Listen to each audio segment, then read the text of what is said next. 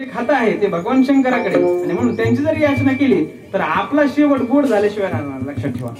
आणि म्हणून शेवट गोड व्हावं वाटत असेल तर त्याची उपासना केली पाहिजे.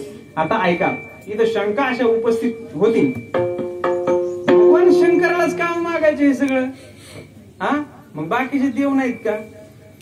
सगळे देव आहेत आणि तरी सुद्धा तुम्ही सांगता की भगवान शंकराला मागायचं. तर ऐका, उपासना करणारे मुख्यत्वाने 3 प्रकार आहेत. आता आपल्याला फक्त अभंग सोडवायचा म्हणून सोडवायचा, व्रताच्याच दिशेने आपण थोडंफार बोलू, नंतर अभंग करू.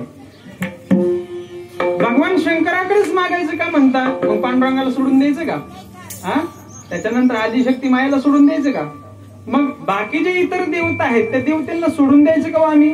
तर तसं नाही. त्याचा समन्वय आपल्या संतांनी साधलाय. बघा, संतांनी सांगितलंय की भगवान शंकर परमात्मा आणि पांडुरंग परमात्मा याच्यामध्ये भेदच नाही. हरे हरा भेद